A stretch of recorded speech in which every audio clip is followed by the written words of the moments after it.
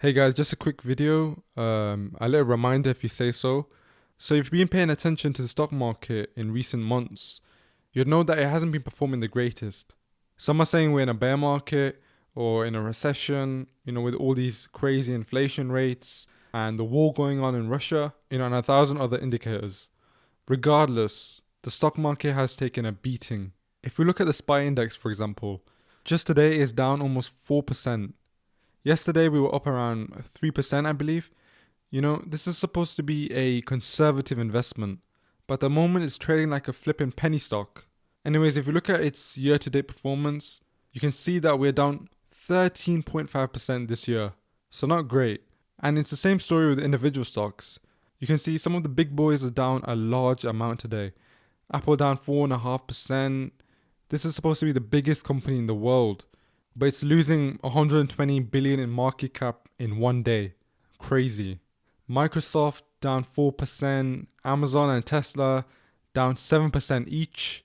And at the moment it's like this with pretty much all blue chip stocks. So the question is, as a long-term investor, what is the plan? What are we doing in times like these? Well, let me give you an analogy. Let's say you're shopping at Primark, you're looking for some clothes and you spot a nice shirt. And then you look at its price and you're like, man, that's too much. I don't think I'll be buying today. But maybe if there's a sale, I'll come back. A few weeks later, we're getting close to Christmas. Primark announces a huge sale. 50% of everything. What are you going to do? You're not going, right? You sprint into your car and you're getting that shirt that you wanted. You're even going to throw hands if you need to. Well, the same logic applies to the stock market. However, when you see all these stocks down, aka on sale, everyone's asleep or everyone's, panicking. Maybe you wanted to buy a certain stock at a discount. I don't know, Amazon. Well, here's your chance. Amazon is down 7% on the day. This doesn't happen often. I mean, the greatest investors of all time saw this as a buying opportunity. For example, look at what Warren Buffett had to say.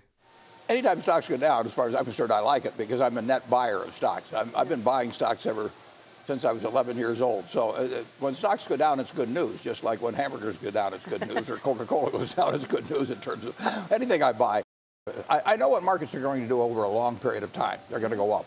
But in terms of what's going to happen in a day or a week or a month or a year even, I never felt that I knew it, and I've never felt that was important. I will say that in 10 or 20 or 30 years, I think stocks will be a lot higher than they are now. One thing I would say though is to be strategic, to cost average, buy in increments, don't go all in.